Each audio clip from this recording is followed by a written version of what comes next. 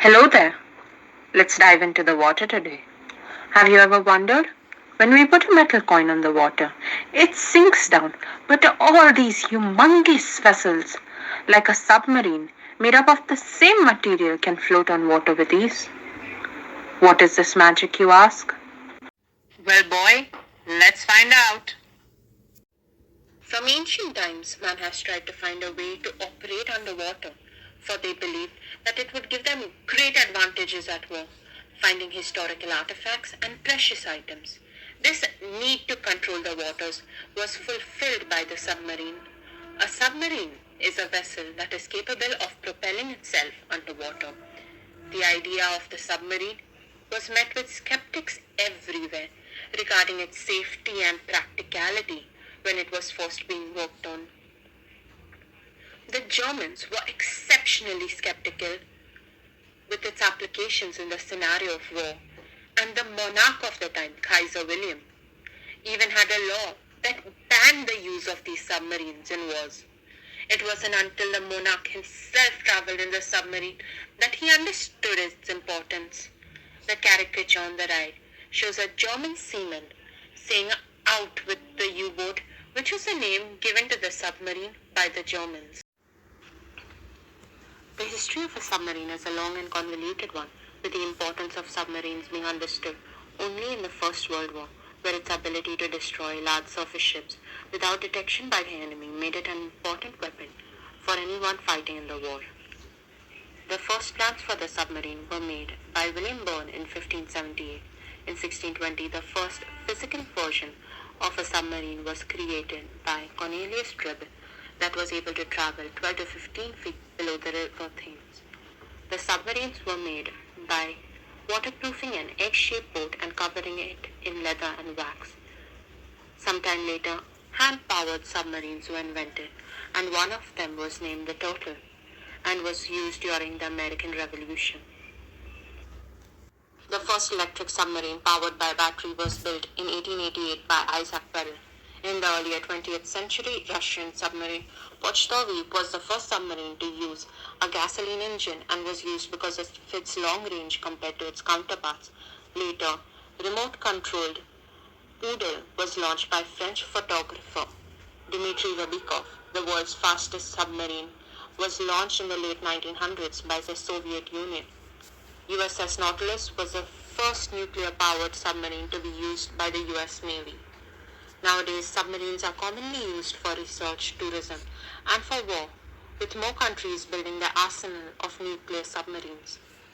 The modern-day submarine works on the Archimedes principle by manipulating buoyancy to change its depth in the water, by decreasing the air and increasing the water to lower its depth, and doing the reverse, that is, increasing the air and decreasing the water to travel at a higher elevation. Before going on to how buoyancy works in the submarine, let us see what buoyancy is with a simple experiment. Here we have two pieces of aluminum foil and a wide vessel that is filled with water. We will now take one of the pieces of the foil and push it into the water. Once it is pushed into the water, this piece of foil does not rise up, but instead stays at the bottom of the vessel. Now we will grab the second piece of foil and fold that.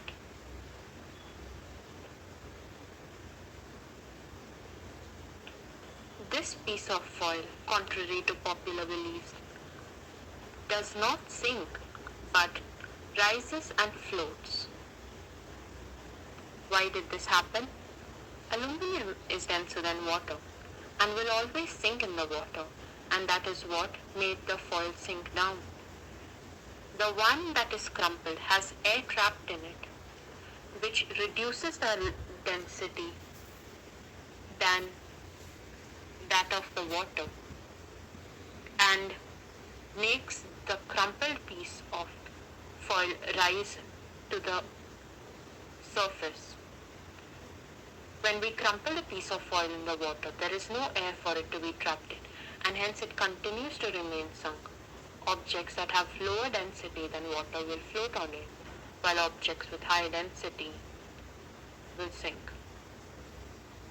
Now that you guys have heard this word buoyancy, let us now understand what buoyancy exactly is. Buoyancy, also known as upthrust, is an upward force that is exerted by a fluid which opposes the weight of a partially or fully immersed object. In a column of fluid, pressure increases with depth as a result of the weight of the overlying fluid. Thus, the pressure at the bottom of the column of fluid is greater than at the top of the column. Similarly, the pressure at the bottom of an object submerged in a fluid is greater than the top of the object. The pressure difference results in a net upward force on the object. The magnitude of the force is proportional to the pressure difference and, as explained by Archimedes' principle, is equivalent to the weight of the fluid that would otherwise occupy the submerged volume of the object, that is, the displaced fluid. Now, what is Archimedes' principle? Archimedes' principle is named after Archimedes of Syracuse, who first discovered this law in 212 BC.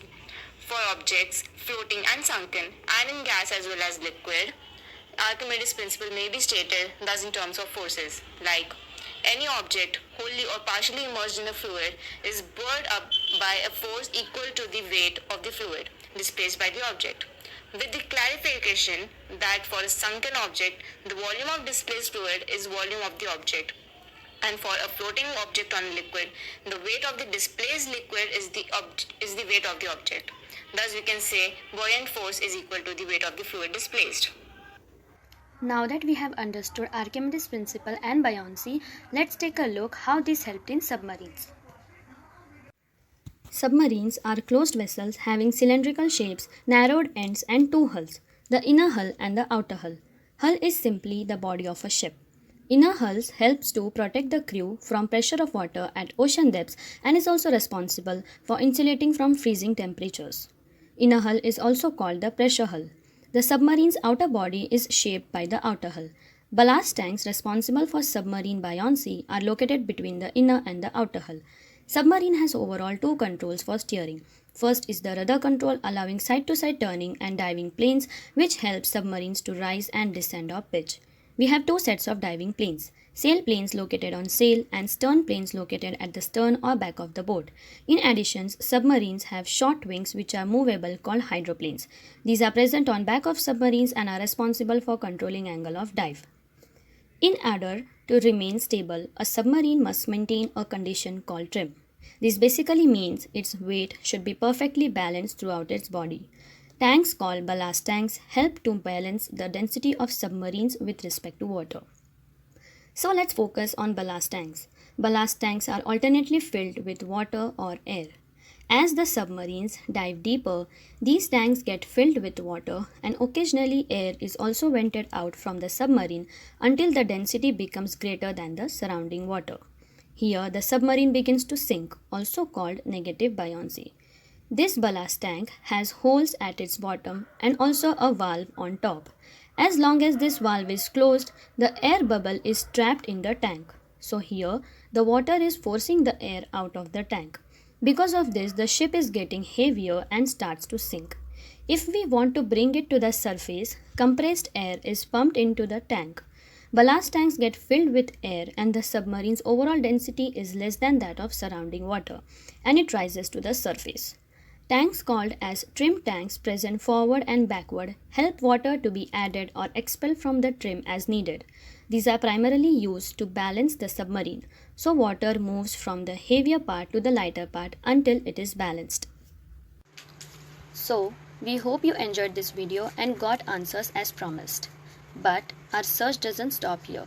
There's a lot to be discovered from these principles and their uses in our daily life. Last but not least, keep discovering.